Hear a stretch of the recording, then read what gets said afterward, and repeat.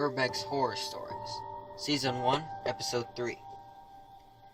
The first 3 stories, like the stories featured in the last 2 episodes of this series, are from anonymous sources.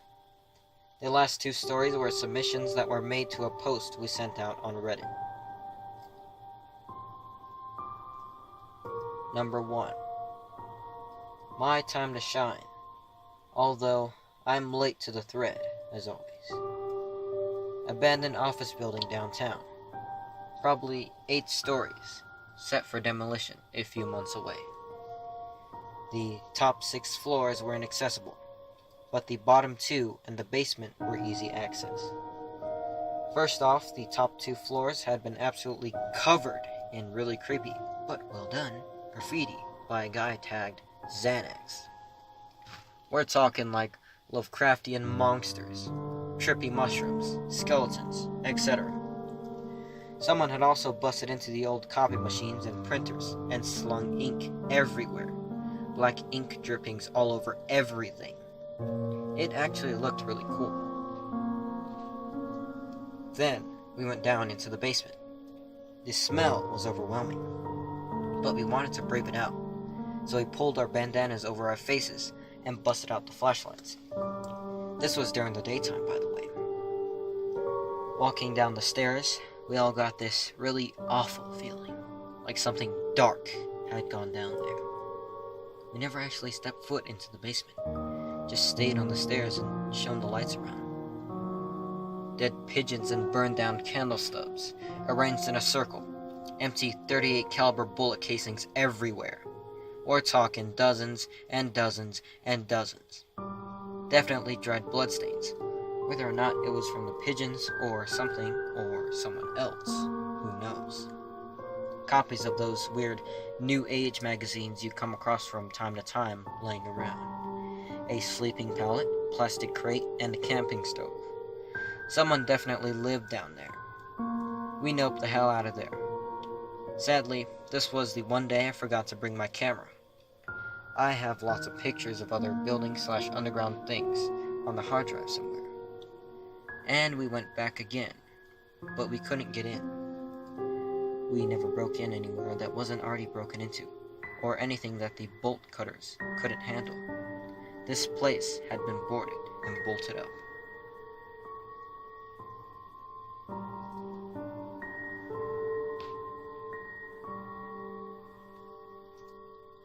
Number 2.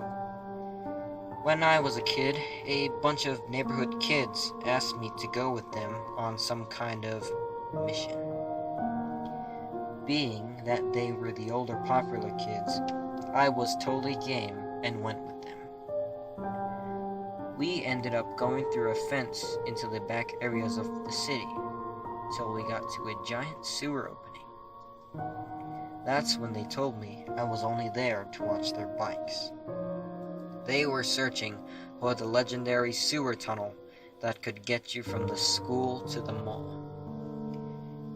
After what felt like hours, the kids came running back out of the tunnel with muck up to their knees, a couple of them bleeding from their hands from falling over. We booked it out of there, none of them talking about it. When we got to the fence, everyone went their separate ways, but I ended up walking my bike back with one of the kids that lived on my block. He said that they actually did find the way to the school, but that there was no way to open it up from the inside, like they were told. They went looking for the mall, but instead ended up in a chamber filled with plastic shopping bags and piles of bones. The plastic shopping bags were filled with liquid of some kind, which they joked was diarrhea. He said there were bones of many sizes in piles all over the place. Then someone yelled from another tunnel, and they freaked out and made a run for it.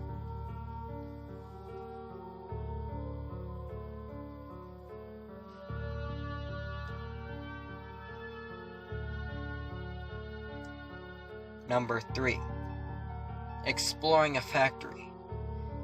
I was with a friend of mine who was new to Urbex. Took him somewhere I had been several times before. entrance to the second floor is a set of double doors leading to some stairs that go up to another set of double doors. I go up and push on the door. It's barred shut from the other side. Odd, I think, but whatever. Maybe the cops tried to close up the building. Went around to another doorway leading to a different staircase, chained up. I figure it's also weird, but again, I think it's whatever. I began messing with the chain to undo the knot while my friend held my light. Halfway through pulling the chain off the door, we heard a very distinct voice from the second floor directly above us, though I'm still unsure what it said. Needless to say, it didn't take much thought. We said screw that and power walked the hell out of there. I haven't been back since, but a few of my friends that explore have been back there and said that there was nothing out of the ordinary. No chains, voices, nothing. They were able to freely roam the factory. Of course, this hasn't deterred me from exploring. I still actively search for new places and visit old places. I'm just still sketched out about that one factory.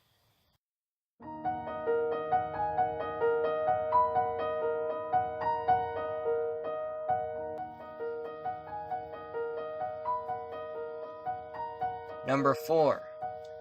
Submitted by Reddit user Sad But False.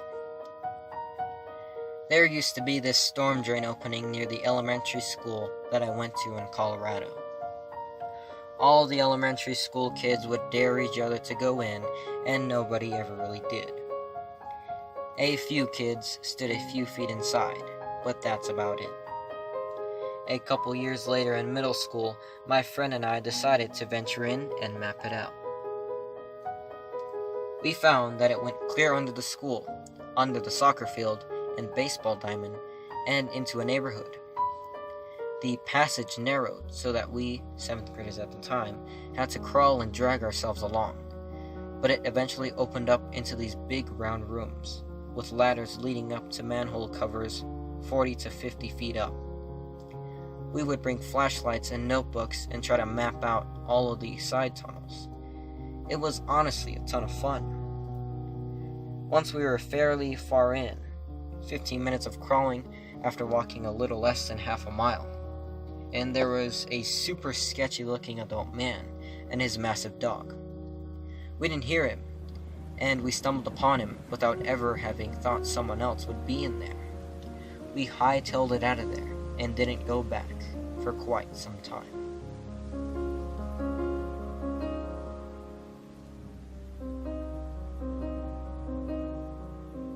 Number 5.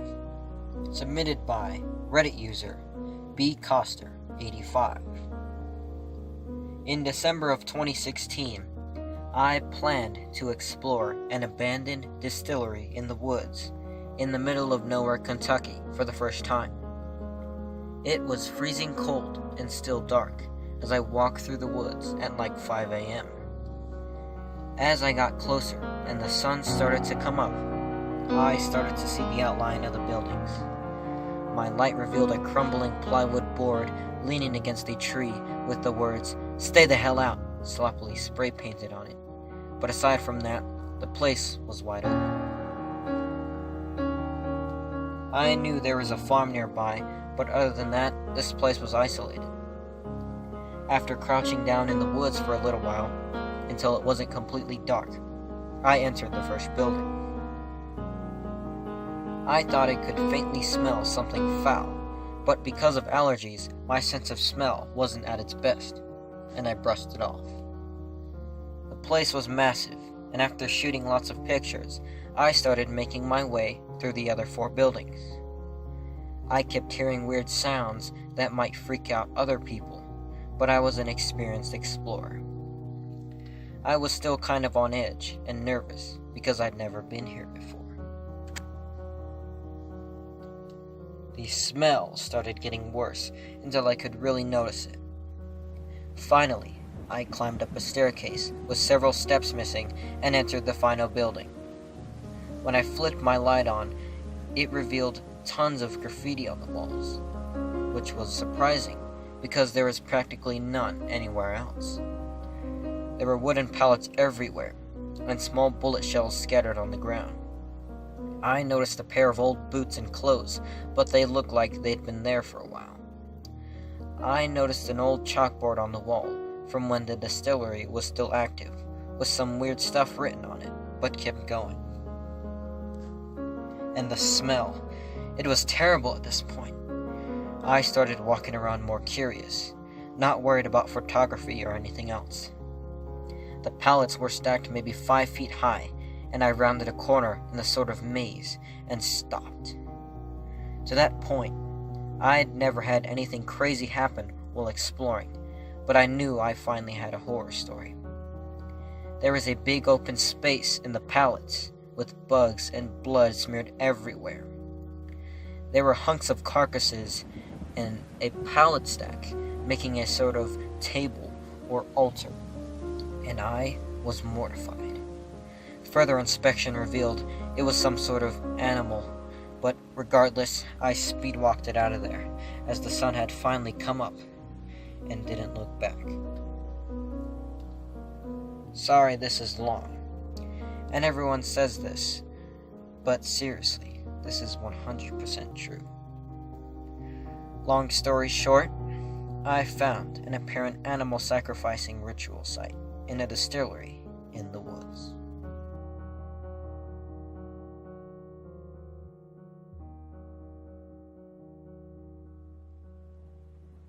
I hope you all enjoyed this new episode of Urbex Horror Stories, and we're also glad to finally feature user-submitted stories.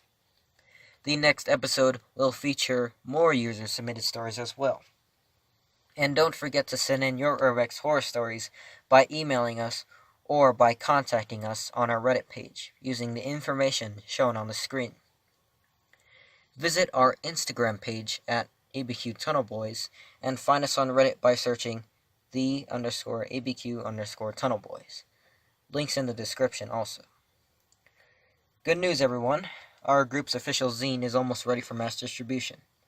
In our zine, you will get exclusive insight into the underground Albuquerque Urbex community, as well as learn a little bit about our area also. We are currently in the phase of distributing our zine to our local area, in order to gain influence and additional members before we start making it available to a wider audience. Subscribe and follow us on our social media pages for the latest updates. Thank you all for watching, and we'll see you all in the next video.